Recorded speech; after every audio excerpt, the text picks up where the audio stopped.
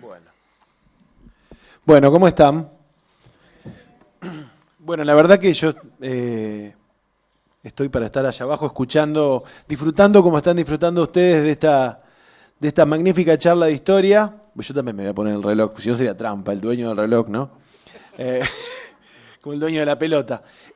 Primero quiero hacer un agradecimiento, por supuesto, a todos ustedes que se arrimaron a intentar con nosotros sostener la historia, ¿no? Sostener la historia de Punta Quebracho, sostener el recuerdo de la victoria, pero sobre todo quiero hacer un agradecimiento al gestor de todo esto, que después seguramente nos vamos a sentar a escucharlo, pero quiero hacer un agradecimiento y pedir un aplauso para Mario Bernachea, que es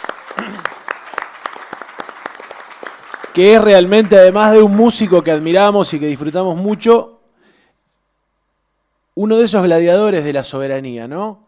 Y cuando Mario me invitó a esta mesa, me invitó a participar de esta actividad, me dice, bueno, me gustaría que vos, desde el periodismo y de lo que venís haciendo, hables de actualidad, de la relación de la historia con la actualidad. Y la verdad que me pareció un lindo desafío, porque así como planteaba Ariel esto de separar los conceptos, muchas veces uno escucha cuando habla de estos temas que conceptos como el de la soberanía son conceptos interesantes, que son conceptos válidos, pero de otro tiempo, ¿no? Que son conceptos de la historia. Y que en todo caso está bien charlarlo en el marco de eso, de una charla de historia, de un momento del mundo, ¿no? Y uno lo escucha bastante seguido eso. Incluso charlábamos con Mario antes de arrancar en las redes sociales, cuando dábamos publicidad a este evento, algunos comentarios, ¿no? Atrasan 100 años, decían, hablando de soberanía.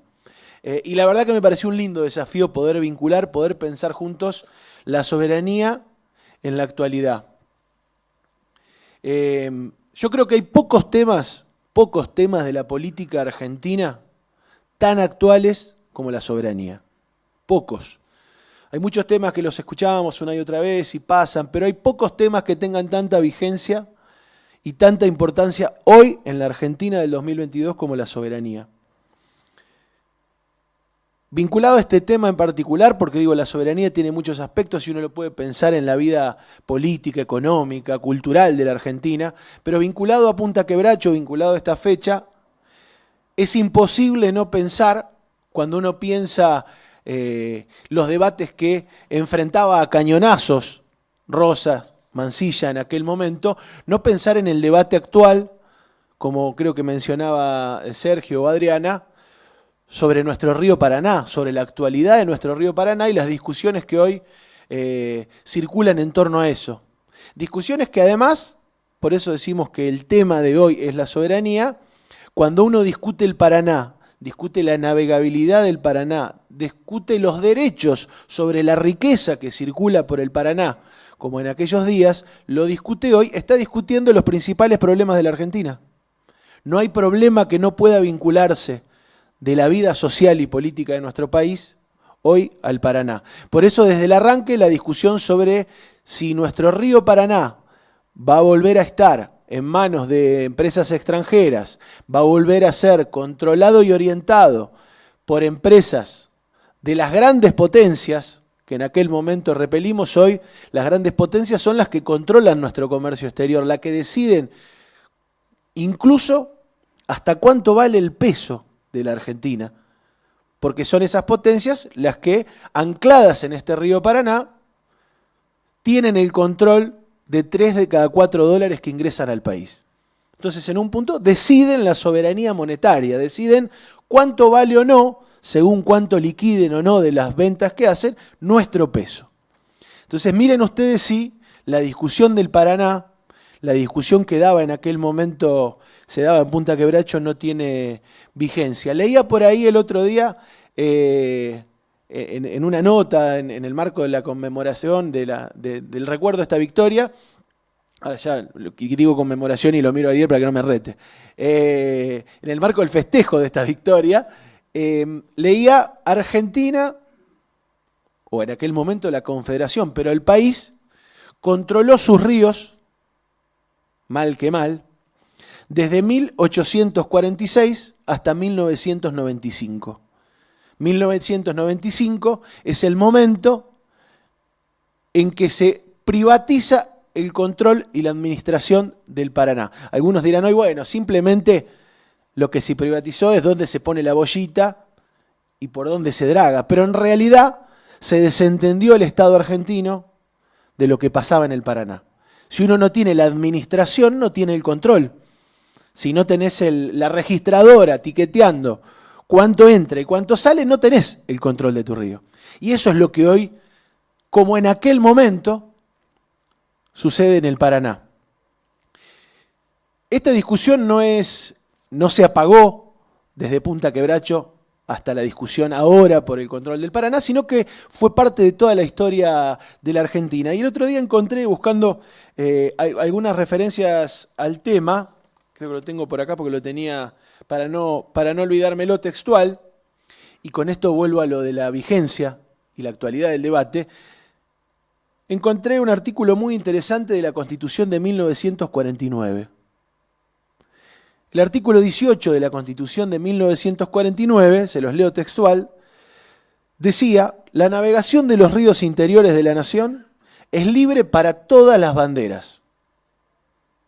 En cuanto, porque hasta acá el cuento lo conocíamos, ¿no? Cualquiera puede navegar, por supuesto que puede navegar cualquier nación.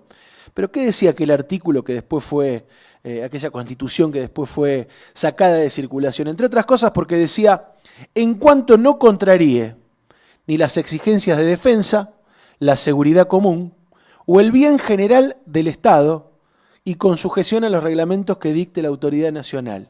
Miren si no es vigente el debate sobre el bien general del Estado, sobre quién navega o quién no navega o hacia dónde van las riquezas que circulan del Paraná. En 1846 esa discusión soberana era vigente, en 1949 también, y hoy en el 2022 sigue teniendo total y absoluta vigencia. Por otro lado, tratando de pensar las cercanías, las similitudes, la actualidad de aquellos debates, hago dos comparaciones con dos factores que nos dieron la victoria en aquel momento, para pensarlas también hoy, en otras batallas que damos, por otros métodos, en torno a la soberanía. Más allá de la destreza militar que bien describía Sergio, que comentaba Ariel, y que la verdad que a uno le duele también que esa destreza militar que San Martín llegó a comparar con el cruce de los Andes, ese evento militar que fue la batalla de Obligado y después la batalla de Punta Quebracho, con la estrategia militar y con la inteligencia militar, si uno corre eso, yo entiendo que hubo dos factores que nos dieron la victoria frente a las dos potencias del mundo. Cuando uno dice las dos potencias del mundo de aquel momento, a mí me gusta pensar, es como si hoy se asociaran Estados Unidos y China y dijesen, vamos a entrar a la fuerza. Digo, ¿no? Porque uno dice las dos en aquel momento.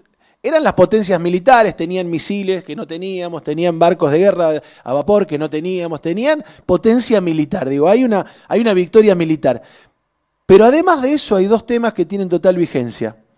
Por un lado, la decisión política, como bien planteaba Ariel, porque era un problema político, la decisión política de Juan Manuel de Rosas de pelear por la soberanía, de pelear por el control de los ríos interiores de la Confederación. Una decisión política que no solo, y acá también con plena vigencia comparable con la actualidad, no solo era una decisión política de pelear contra las grandes potencias, también lo era contra sus socios internos, también lo era contra aquellos que entendían que lo mejor que nos podía pasar era que esos barcos comerciasen lo que quisiesen, que entrasen y que no hubiese un puerto en Buenos Aires que redistribuyese la riqueza, como decía Ariel. Digo, también había enemigos internos, como siempre los hubo, enemigos internos de la soberanía. Otro tema que tiene plena actualidad. Cuando uno hoy discute y escucha a alguno de los voceros internos de algunos sectores económicos de la Argentina, en coincidencia plena con lo que plantean las grandes potencias al respecto, entiende que no hay manera de tener una victoria sin la decisión política de enfrentar a los de afuera y a sus socios de adentro. Eso sigue teniendo plena actualidad. Y por otro lado, un tema clave, que ahí lo nombraba Sergio, esto del hostigamiento, es imposible, y tanto se oculta como se oculta la batalla militar de Punta Quebracho, se oculta la participación popular en aquella guerra del Paraná, que tenía su ejército regular, que tenía su ejército de Mansilla, pero tenía también la decisión de los ciudadanos y ciudadanas de la Confederación Argentina de hacer el tiro al inglés, ¿no? De quitar toda la posibilidad de provisiones de la costa, de hostigar cuando pudiesen. Hay un libro muy interesante, no me va a salir la pronunciación en inglés del autor, pero de un marino inglés que cuenta toda la travesía desde la visión de los ingleses. Y cuenta, inclusive en esto, acá lo tengo, Lauchland Mackinnon.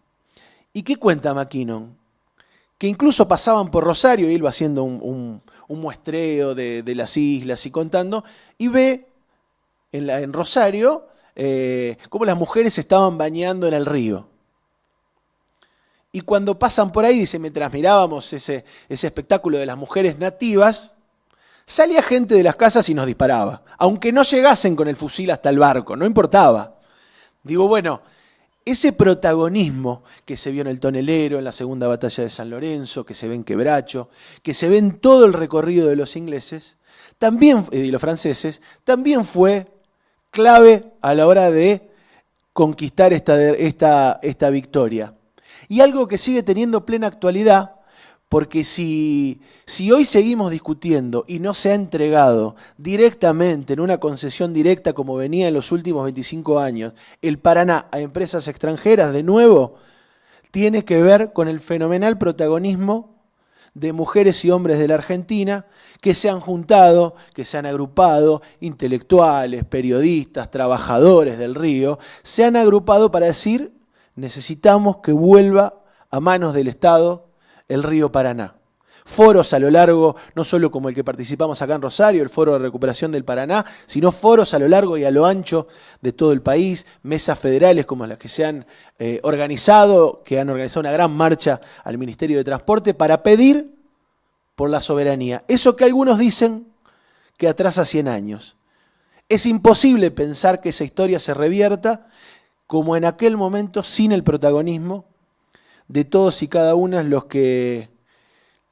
que sentimos la patria adentro. Con lo cual, todas aquellas discusiones siguen teniendo plena y total vigencia y estamos orgullosos de hacer que no quede 100 años atrás la discusión. Y cierro con esta perlita de dolorosa actualidad.